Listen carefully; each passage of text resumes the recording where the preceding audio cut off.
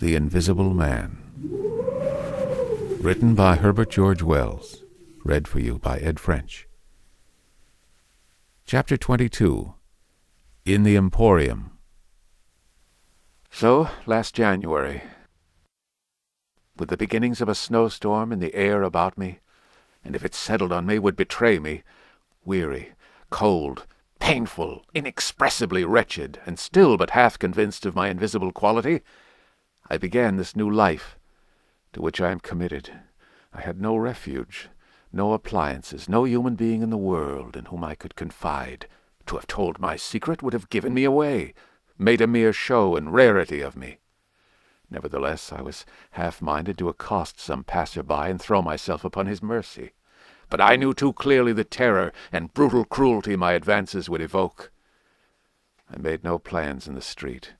My sole object was to get shelter from the snow, to get myself covered and warm. Then I might hope to plan.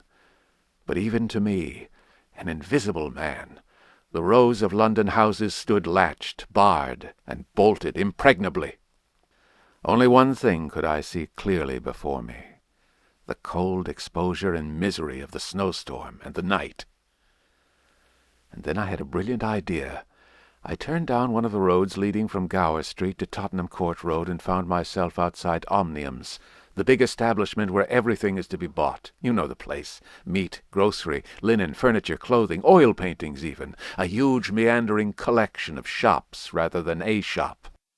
I had thought I should find the doors open, but they were closed, and as I stood in the wide entrance a carriage stopped outside, and a man in uniform, you know the kind of personage, with Omnium on his cap, flung open the door. I contrived to enter, and walking down the shop, it was a department where they were selling ribbons and gloves and stockings and that kind of thing, came to a more spacious region devoted to picnic baskets and wicker furniture.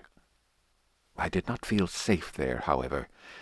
People were going to and fro, and I prowled restlessly about until I came upon a huge section in an upper floor containing multitudes of bedsteads, and this I clambered, and found a resting place at last among a huge pile of folded flock mattresses.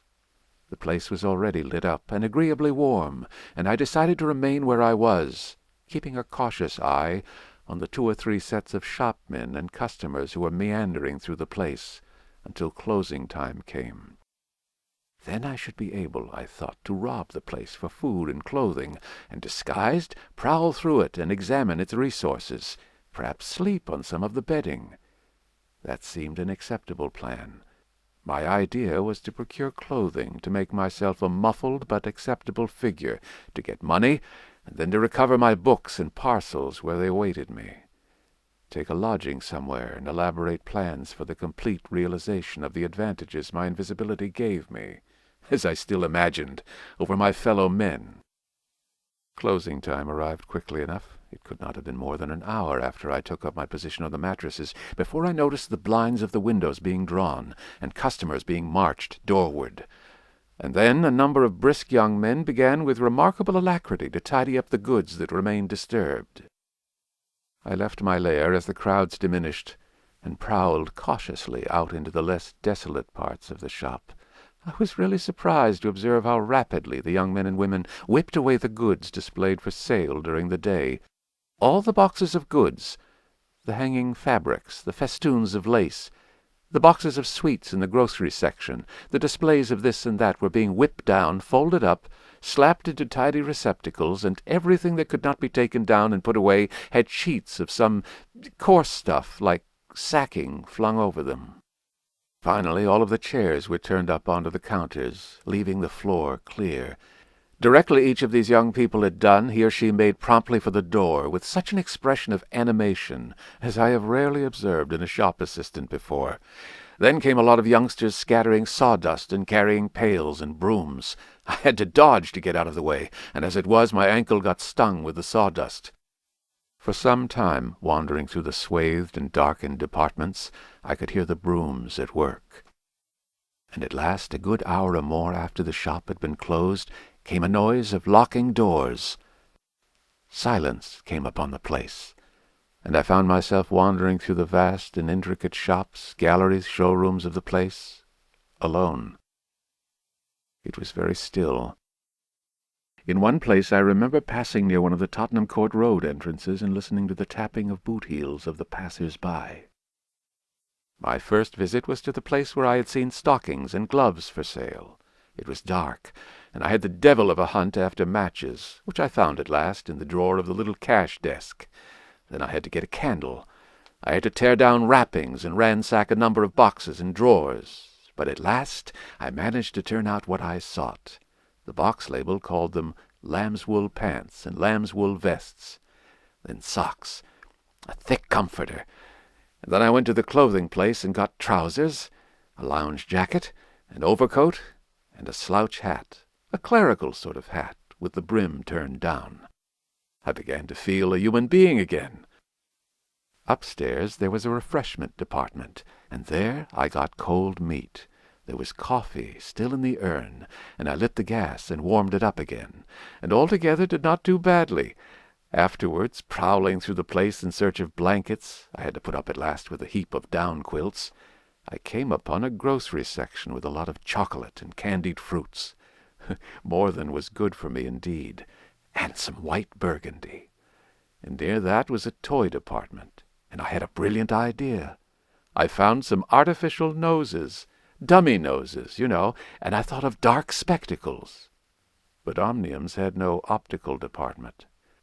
My nose had been a difficulty indeed. I had thought of paint, but the discovery set my mind running on wigs and masks and the like. Finally, I went to sleep in a heap of down quilts, very warm and comfortable. My last thoughts before sleeping were the most agreeable I had had since the change. I was in a state of physical serenity, and that was reflected in my mind. I thought that I should be able to slip out unobserved in the morning with my clothes upon me, muffling my face with a white wrapper I had taken, purchase, with the money I had taken, spectacles, and so forth, and so complete my disguise. I lapsed into disorderly dreams of all the fantastic things that had happened during the last few days. I saw the ugly little Jew of a landlord vociferating in his rooms. I saw his 2 sons marveling, and the wrinkled old woman's gnarled face as she asked for her cat.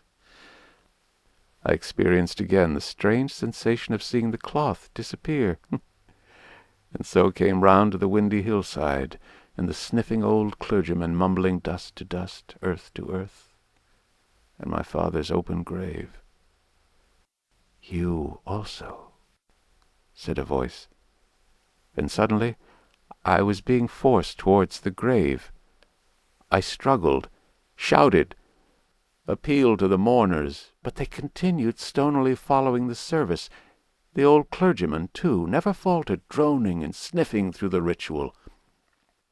I realized I was invisible and inaudible, that overwhelming forces had their grip on me. I struggled in vain. I was forced over the brink. The coffin rang hollow as I fell upon it, and the gravel came flying after me in spadefuls. Nobody heeded me. Nobody was aware of me. I made convulsive struggles, and awoke. The pale London dawn had come. The place was full of a chilly grey light that filtered round the edges of the window blinds.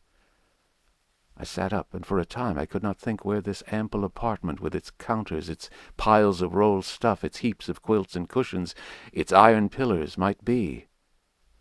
Then, as recollection came back to me, I heard voices in conversation. Then, far down the place, in the brighter light of some department which had already raised its blinds, I saw 2 men approaching. I scrambled to my feet, looking about me for some way of escape, and even as I did so the sound of my movement made them aware of me. I suppose they saw merely a figure moving quietly and quickly away. "Who's that?" cried one. And "Stop there!" shouted the other. I dashed around a corner and came full tilt, a faceless figure, mind you, on a lanky lad of 15. He yelled, and I bowled him over and rushed past him, turned another corner, and by a happy inspiration threw myself flat behind a counter. In another moment feet went running past, and I heard voices shouting, "All hands to the doors," asking what was up, and giving one another advice how to catch me. Lying on the ground I felt scared out of my wits. But, odd as it may seem, it did not occur to me at the moment to take my clothes off as I should have done. I had made up my mind, I suppose, to get away in them, and that ruled me. And then down the vista of the counters came a bawling of, "Here he is!" I sprang to my feet, whipped a chair off the counter, and sent it whirling at the fool who had shouted, turned, came into another round a corner, and sent him spinning, and rushed up the stairs. He kept his footing, gave a view hello, and came up the staircase hot after me. Up the staircase were piled a multitude of those bright-coloured pot things. What are they? Art pots, suggested Kemp. That's it, art pots. Well, I turned at the top step and swung round, plucked one out of a pile, and smashed it on his silly head as he came at me. The whole pile of pots went headlong, and I heard shouting and footsteps running from all parts. I made a mad rush for the refreshment place, and there was a man in white, like a man-cook, who took up the chase. I made one last desperate turn and found myself among lamps and ironmongery. I went behind the counter of this and waited for my cook, and as he bolted in at the head of the chase, I doubled him up with a lamp. Down he went, and I crouched down behind the counter and began whipping off my clothes as fast as I could. Coat, jacket, trousers, shoes were all right, but a lamb's wool vest fits a man like a skin. I heard more men coming. My cook was lying quiet on the other side of the counter, stunned or scared, speechless, and I had to make another dash for it, like a rabbit hunted out of a woodpile. "This way, policeman!" I heard someone shouting. I found myself in my bedstead storeroom again, and at the end of a wilderness of wardrobes. I rushed among them, went flat, got rid of my vest after infinite wriggling, and stood a free man again, panting and scared, as the policeman and 3 of the shopmen came round the corner. They made a rush for the vest and pants, and collared the trousers. "He's dropping his plunder," said one of the young men. But they did not find me all the same. I stood watching them hunt for me for a time, and cursing my ill luck in losing the clothes. Then I went into the refreshment room, drank a little milk I found there, and sat down by the fire to consider my position. In a little while 2 assistants came in and began to talk over the business very excitedly and like the fools they were.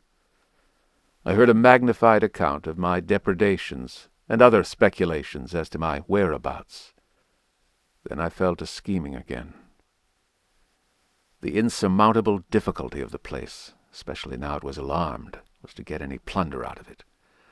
I went down into the warehouse to see if there was any chance of packing and addressing a parcel, but I could not understand the system of checking. About 11 o'clock, the snow having thawed as it fell, and the day being finer and a little warmer than the previous one, I decided that the Emporium was hopeless, and went out again, exasperated at my want of success, with only the vaguest plans of action in my mind.